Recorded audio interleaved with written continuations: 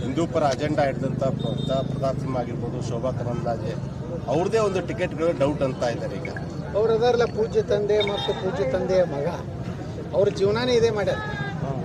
ಅವ್ರ ಅಪ್ಪ ಮಕ್ಕಳು ಬರೇ BJP ಅಭ್ಯರ್ಥಿಗಳು ಸೋಲಿಸ್ಬಿಡ್ಬೇಕು, ನನಗೆ ಸೋಲಿಸ್ಲಿಕ್ಕೆ ವಿಜೇಂದ್ರ ರೊಕ್ಕ ಕೊಟ್ಟು ಕಳಿಸಿದ್ದ.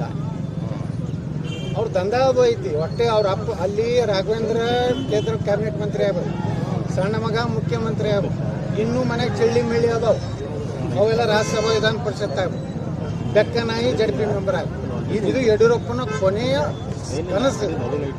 ಯಡಿಯೂರಪ್ಪ ಎಂದೂ ಲಿಂಗಾಯತರಿಗೆ ಏನೇನು ಉದ್ಧಾರ ಮಾಡಿಲ್ಲ, ಕುಟುಂಬ ಉದ್ಧಾರ ಮಾಡ್ಕೊಂಡಿಲ್ಲ. ಯಡಿಯೂರಪ್ಪನೇ ಲಿಂಗಾಯತಲ್ಲ ಅಲ್ವಾ? ಒಂದು 3-4 ಸ್ವಾಮಿಗಳು ಹಿಡ್ದಾನ, ಅವಕ್ಕೆ ರೊಕ್ಕ ಕೊಡ್ತಾನೆ, ಅವ್ನ ಪರವಾಗಿ ಅವರು ಸ್ವಾಮಿಗಳು ಆಶೀರ್ವಾದ ಕೊಟ್ಕೊತ ಕೂತಾರ. ಈಗಾದ್ರೆ ಪಾರ್ಟಿ ಚುನಾವಣೆ ಮುಗಿದ ಮ್ಯಾಗ ಇವ್ರು ಯಡಿಯೂರಪ್ಪನವ್ರ ಬಂಡವಾಳ ನಬ್ಬಿಸ್ತೀನಿ.